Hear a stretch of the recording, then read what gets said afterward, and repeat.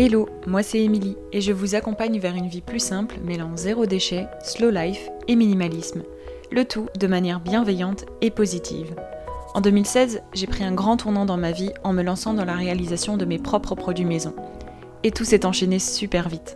J'ai ensuite découvert le mode de vie zéro déchet et je me suis intéressée de plus près au minimalisme. Et c'est vite devenu les thématiques principales de mon blog With Emily. Depuis, j'ai créé un quotidien qui me correspond. Un mode de vie plus simple pour à la fois réduire mes dépenses, mais aussi me simplifier la vie et enfin allouer mon temps précieux aux choses les plus importantes. Avec ce podcast, je vous partage tous mes conseils et retours d'expérience pour que vous puissiez mettre en place un quotidien plus simple et qui vous correspond.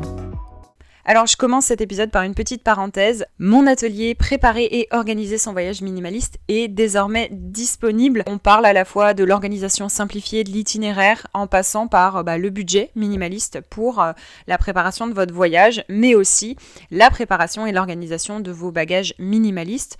Franchement, j'ai mis toutes mes connaissances dans cet atelier-là, comment est-ce que j'organise personnellement mes voyages, comment est-ce que je prépare mes itinéraires, je respecte un budget assez réduit pour mes voyages et ce qui me permet du coup de voyager plus facilement et plus souvent dans l'année. Pour en savoir plus, comme d'habitude, il vous suffit de cliquer sur le lien dans les notes de l'épisode ou de vous rendre directement sur mon site internet withemily.com.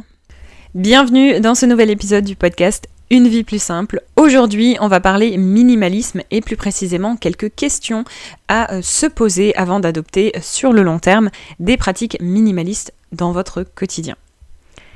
C'est vrai que lorsqu'on souhaite changer ses habitudes du quotidien, on ne sait pas toujours par quoi commencer et encore moins quand on souhaite mettre en place un quotidien plus simple et donc une démarche minimaliste, puisque le minimalisme fait, selon moi, partie des grands piliers de la vie plus simple. Personnellement, j'ai eu beaucoup de mal à trouver mes motivations au début et je me suis beaucoup inspirée de mes lectures et des questionnements que ça a créé à la suite de ces lectures-là dans mon quotidien. Et j'ai donc eu envie de vous partager 5 grandes questions à vous poser au début ou même pendant ou même maintenant, peu importe où est-ce que vous en êtes dans votre démarche minimaliste. J'ai répondu à chacune de ces questions à plusieurs reprises de mon côté et c'est vrai que j'ai pu constater mon évolution. C'était très informatif de faire ça à plusieurs étapes aussi de ma démarche et de mon avancée du quotidien. Première question, pour quelles raisons est-ce que je me lance? Et quelles raisons au pluriel? Est-ce que c'est pour une recherche de simplicité? Est-ce que c'est pour compléter avec potentiellement un quotidien zéro déchet, quelque chose qui vous intéresse puisque vous êtes motivé par l'écologie par exemple? C'est pas le cas de tout le monde, mais ça peut être une porte d'entrée pour vous. Est-ce que je me lance pour développer des projets? Est-ce que je me lance pour pouvoir mettre des sous de côté? Est-ce que c'est pour pouvoir faire des économies, pour pouvoir investir dans des projets comme des voyages, un achat immobilier, pour pouvoir fonder une famille et être sûr d'avoir des ressources suffisantes? Est-ce que ça rentre dans le cadre du développement d'un de vos projets personnels ou potentiellement professionnels? Est-ce que vous vous lancez pour l'envie de réduire votre consommation? Pour de manière générale, même si c'est pas forcément pour des raisons économiques, mais juste simplement parce que vous trouvez que vous consommez trop, que vous entassez trop chez vous, que vous passez trop de temps à dépenser, à être dans des magasins, à faire des commandes en ligne, etc. Est-ce qu'on se lance pour réduire sa charge mentale, par exemple? Parce que c'est vrai que le minimalisme est là aussi pour créer une certaine organisation, créer un certain environnement de vie où la charge mentale est assez réduite. Ou encore, une autre question pour vous guider, une autre sous-question, est-ce que vous vous lancez par goût? Parce que, par exemple, vous appréciez les choses simples, vous aimez un peu tout ce qui est décoration minimaliste, tout ce qui est espace qui respire, etc. Il y a beaucoup de façons de répondre à cette question. Il y a beaucoup de possibilités. Moi, je vous ai donné quelques sous-questions, quelques guides pour savoir pour quelles raisons est-ce que vous vous lancez dans une démarche minimaliste. À vous de trouver peut-être d'autres questions, d'autres raisons. Et n'hésitez pas à me les partager également, ça m'intéresse beaucoup. Donc que ça soit... Deuxième question, on avance petit à petit.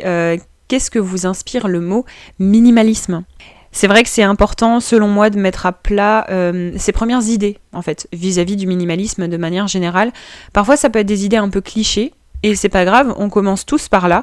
Comment est-ce que vous définissez le minimalisme ? Et si c'est de base, vous définissez ça par un endroit où il y a vraiment très peu de choses et comme je dis toujours, même si parce que pour moi c'est pas la vision idéale et justement elle va évoluer votre vision, d'avoir un espace vide avec un meuble et une plante verte dans un coin, c'est peut-être votre première vision. Notez-la quand même parce que vous allez voir qu'au fur et à mesure que vous allez définir davantage ce mot minimalisme, que vous allez avancer dans votre démarche, donc peut-être qu'aujourd'hui vous allez définir ça comme ça, et puis dans quelques temps vous verrez qu'en fait votre vision a évolué. C'est pour ça que c'est important aussi de faire comme moi, de répondre à ces questions un peu de temps en temps pour voir si votre vision change et évolue. Donc ça peut être, comme dit, des idées un peu clichés, un peu simplistes, mais il vous faut vraiment un point de départ, c'est important. Donc revenez par la suite, comme je vous l'ai dit aussi, et complétez votre réponse. Essayez de voir comment est-ce que vous avez pas que changé votre vision, mais complété en fait votre définition aussi au fur et à mesure, et pas juste une définition de une ou deux phrases. Essayez de voir comment est-ce que le minimalisme, au fur et à mesure, se décrit de plus en plus précisément dans votre tête. Troisième question, par où commencer ma démarche minimaliste ? Posez-vous bien cette question-là parce que comme je vous l'ai dit avant, il faut un point de départ et ça va pas que dans la définition des termes, ça va aussi dans la définition, dans le début de votre démarche, dans le début de vos travaux, de votre changement, peu importe comment vous l'appelez. Préparez-vous vraiment un plan d'action en suivant des formations, en lisant des livres, en suivant des ateliers, en vous faisant accompagner. C'est vrai que c'est important de suivre une méthode, des étapes précises pour que votre transition soit une transition en fait qui vous corresponde et qui soit efficace sur le long terme. Moi, j'aime bien toujours dire que, par exemple, pour le désencombrement, c'est important de désencombrer par son plus gros chantier parce qu'on va profiter de sa motivation, son envie de faire les choses pour pouvoir se lancer et commencer finalement. Autre question, que faire de ce que je vais trier ? Parce que oui, le minimalisme est lié au désencombrement. En tout cas, si vous avez un environnement encombré, c'est forcément par là que vous allez passer. Donc, préparez la suite pour les choses que vous allez désencombrer, les choses que vous allez trier.